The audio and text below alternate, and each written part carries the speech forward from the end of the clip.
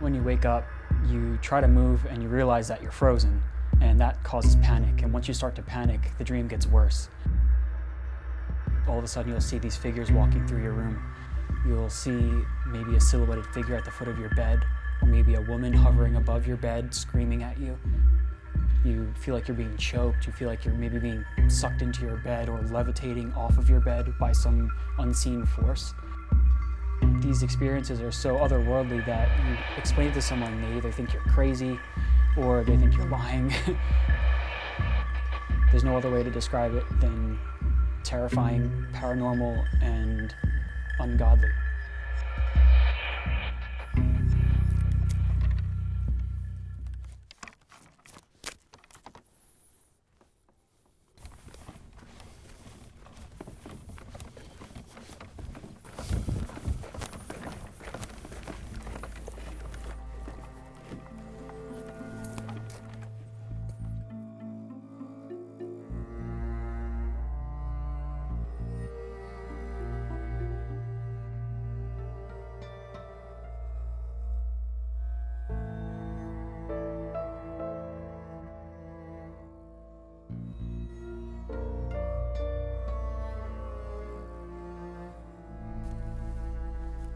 So I've had sleep paralysis for the majority of my life. I've had it throughout my childhood, but in my early teens, it really took over my life. I was suffering from sleep paralysis almost every single night.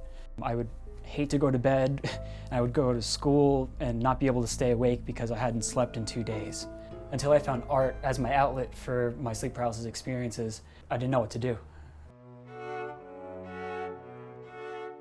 I took a mythology class in my high school, and one of our assignments was to keep a dream journal. Getting them onto paper really just started becoming my therapy. After I have a sleep paralysis episode, I log it in my journal. Then I finally have like the blueprints to my dream itself, and I'm able to go out into the field and photograph. So I'm driven to go out and jump in the water or go out during a freezing snowstorm or even in the pouring rain for my photographs. I use water, fire, rope, faceless figures. My work involves a lot of different tools and different mediums. I'm doing woodworking to make my props. I'm doing a lot of sewing to create maybe the suit or the shirt or maybe a dress that my character's going to wear. Deconstructed elements of furniture. I'll sometimes build things for my images. Because it's so dream related and surreal, if I don't have a level of realism in there, people may dismiss it.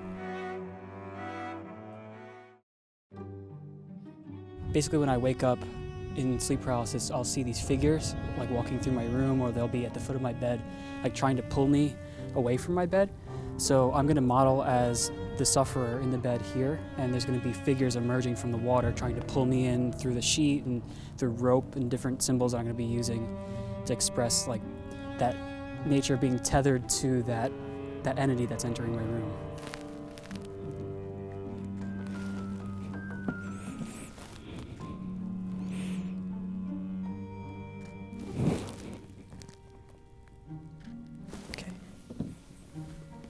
Within my dreams, I normally see these faceless figures. They all surround me in my bed and they try to pull me off of my bed. How I like to portray them is these hooded figures with rope around their neck, and it symbolizes, one, the faceless aspect of the figure, and two, the rope that kind of feels like I'm being choked to death within the experience. There's no real other way to share what a sleep paralysis experience is like other than to recreate it through art.